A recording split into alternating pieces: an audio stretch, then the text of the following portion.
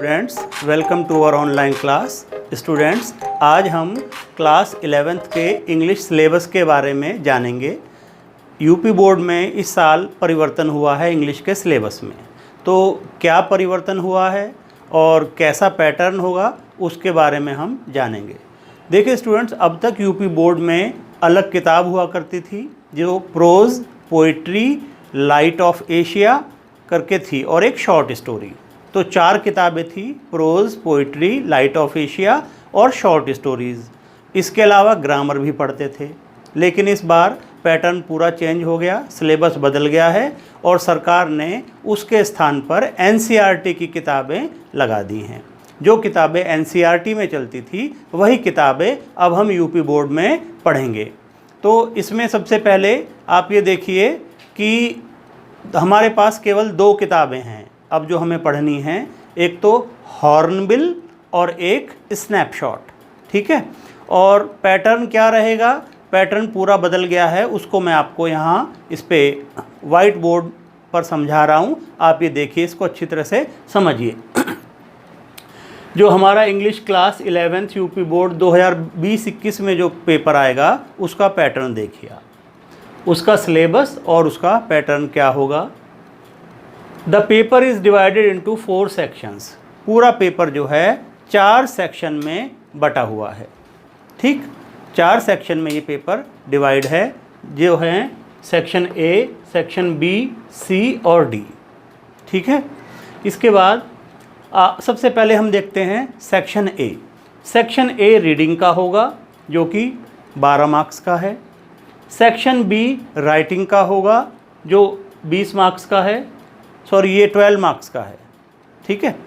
इसके बाद section C है ग्रामर का, ये 28 मार्क्स का है। इसके बाद सेक्शन डी हम आगे देखेंगे। सेक्शन डी हमारा 40 मार्क्स का है। तो पहले इन तीनों सेक्शन के बारे में पढ़ लेते हैं। जो पहला सेक्शन ए है ये रीडिंग सेक्शन है। रीडिंग सेक्शन का मतलब कि रीडिंग के आधार पर हमें, हमारी रीडिंग कितनी मजबूत है, उस रीडिंग के आधार पर क्या हम प्रश्नों का उत्तर दे सकते हैं। तो उसको जांचने के लिए क्या किया जाएगा, हमें एक लॉन्ग पैसेज दिया जाएगा, एक लंबा पैराग्राफ दिया जाएगा और उस पैराग्राफ में से हमें 3 प्रश्नों के जवाब, उसी पैराग्राफ को पढ़कर 3 प्रश्नों के जवाब हमें लिखने होंगे और प्रत्येक प्रश्न 3-3 नंबर का होगा। तो इस तरीके से उस पैराग्राफ में से क्वेश्चंस के आंसर हमें लिखने होंगे जो 9 नंबर के हो जाएंगे।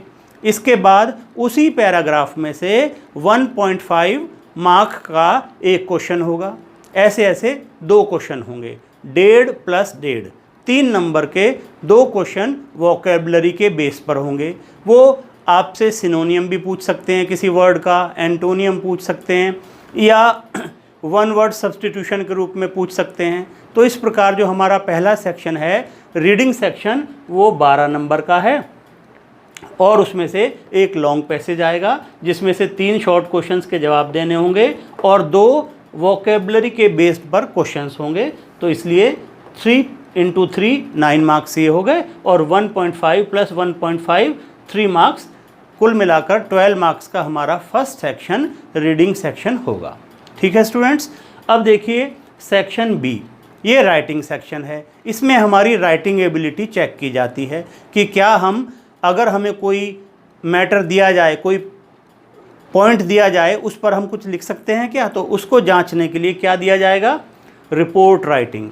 हमें कोई रिपोर्ट लिखनी पड़ सकती है किसी मामले को लेकर के, या नोट मेकिंग, नोट बनाने के लिए कहा जा सकता है, या समरी, या किसी चीज़ की पैराग्राफ एक दे दिया उसकी हमें समरी लिखनी पड़ सकती है। तो ये जो राइटिंग सेक्शन है इसमें 3 क्वेश्चंस आएंगे।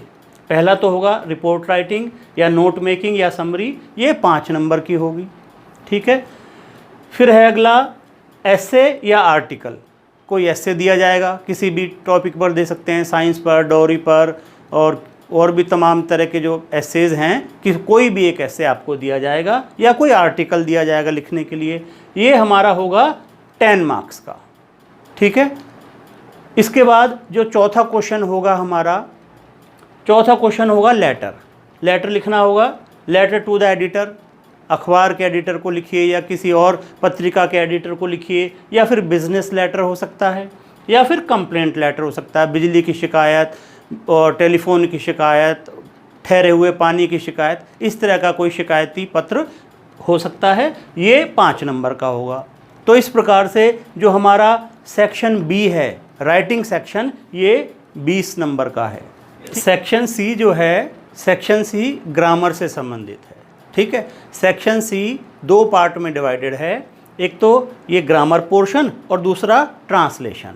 जो ग्रामर पोर्शन है वो 20 नंबर का है और ट्रांसलेशन आएगी एक हिंदी से अंग्रेजी में ट्रांसलेट करने के लिए, ये 8 नंबर की होगी।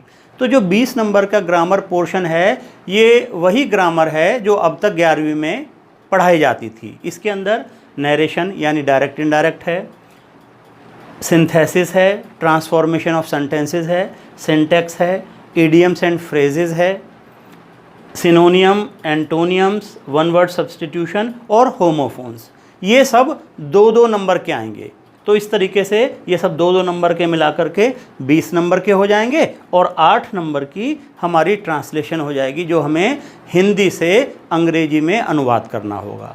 तो इस प्रकार जो ग्रामर सेक्शन है 28 नंबर का हो गया।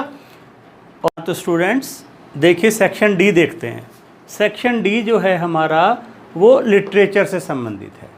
सेक्शन ए बी सी 60 नंबर का था, उसके बाद सेक्शन डी जो है वो 40 नंबर का है। सेक्शन डी 40 नंबर का है। इसमें हमारी 2 किताबें आएंगी। कौन कौन सी 2 किताबें? एक तो हॉर्नबिल और दूसरी स्नैपशॉट। ठीक है, हॉर्नबिल जो किताब है ये टेक्स्ट बुक है हमारी, ये 25 नंबर की आएगी। ये 25 नंबर में इसको हॉर्नबिल के 2 हिस्से हैं, एक तो प्रोज और एक पोइट्री। प्रोज जो है हमारी ये 15 नंबर की आएगी, प्रोज 15 नंबर की आएगी और पोइट्री जो है ये हमारी 10 नंबर की आएगी। तो कुल मिलाकर के जो हॉर्नबिल किताब है 25 नंबर की, 25 में से 15 प्रोज के और 10 पोइट्री के। अब जो 15 नंबर प्रोज के आएंगे उसमें क्या क्या होगा? एक तो लॉन्ग आंसर टाइप क्वेश्चन होगा जो 7 नंबर का होगा। ठीक है, लॉन्ग आंसर है ये। इसके बाद आपको 2 शॉर्ट आंसर टाइप क्वेश्चन होंगे 4-4 नंबर के। ठीक है, 4-4 नंबर के 2 शॉर्ट क्वेश्चन के आंसर देने होंगे आपको प्रोज में से, और एक लॉन्ग आंसर टाइप क्वेश्चन का आंसर देना होगा प्रोज में से। इसके बाद पोइट्री में से 3 शॉर्ट आंसर टाइप क्वेश्चन आएंगे। एक आपको पैराग्राफ दे दिया जाएगा पोइट्री का, उसी के आधार पर, या पोइट्री जो आपने समझी है, पोएम समझी है, उसके आधार पर आपको 3 प्रश्नों के जवाब देने पड़ेंगे। ठीक है, कोई एक्सट्रैक्ट, कोई पैराग्राफ दिया जाएगा, उसके आधार पर आपको 3 क्वेश्चन देने होंगे, ये 6 नंबर के होंगे। इसके बाद पोएम का, किसी एक पोएम का सेंट्रल आइडिया आपसे पूछा जाएगा, वो होगा आपका 4 नंबर का। इस तरीके से इस किताब में से, हॉर्नबिल किताब में से 2 हिस्से हैं, प्रोज और पोइट्री, ये 25 नंबर के आएंगे। दूसरी जो किताब है हमारी वो सप्लीमेंट्री रीडर है, जिसका नाम है स्नैपशॉट। ठीक है, स्नैपशॉट में क्या आएगा? 15 नंबर की किताब है ये। इसमें से एक लॉन्ग आंसर टाइप क्वेश्चन आएगा जो 7 नंबर का है, और 2 शॉर्ट आंसर टाइप क्वेश्चन आएंगे जो 4-4 नंबर के होंगे। तो इस तरीके से 8 नंबर, इस तरीके से ये जो है 15 नंबर की स्नैपशॉट हो गई और 25 नंबर की हमारी ये हॉर्नबिल हो गई। कुल मिलाकर 40 नंबर हमारे लिटरेचर से आएंगे। तो इस तरीके से पेपर हमारा हुआ पूरा 100 नंबर का।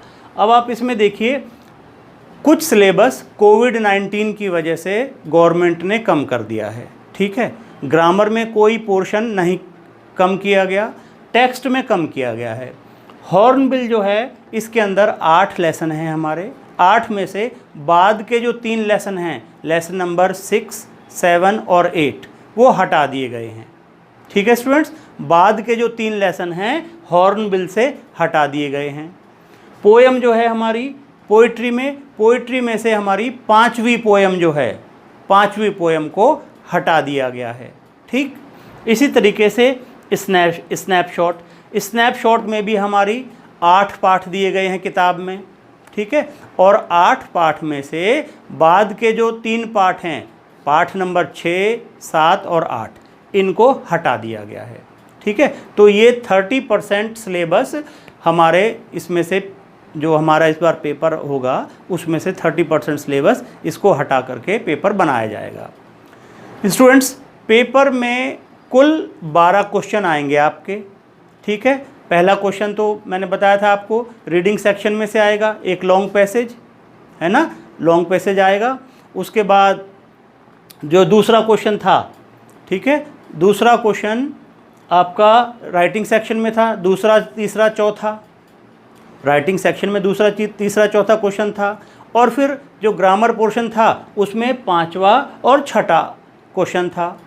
पांचवा क्वेश्चन जो था 20 नंबर की ग्रामर थी और छठा क्वेश्चन ट्रांसलेशन थी 8 नंबर की, ठीक है। उसके बाद सातवां क्वेश्चन आपका प्रोज में से होगा, लॉन्ग आंसर टाइप क्वेश्चन। आठवां 2 शॉर्ट आंसर टाइप क्वेश्चन होंगे। क्वेश्चन नंबर 9 पोइट्री से होगा। क्वेश्चन नंबर 10 सेंट्रल आइडिया होगा। क्वेश्चन नंबर 11 स्नैपशॉट में से होगा, एक लॉन्ग आंसर टाइप क्वेश्चन। और question number 12 2 short answer type question, ये भी स्नैपशॉट में से।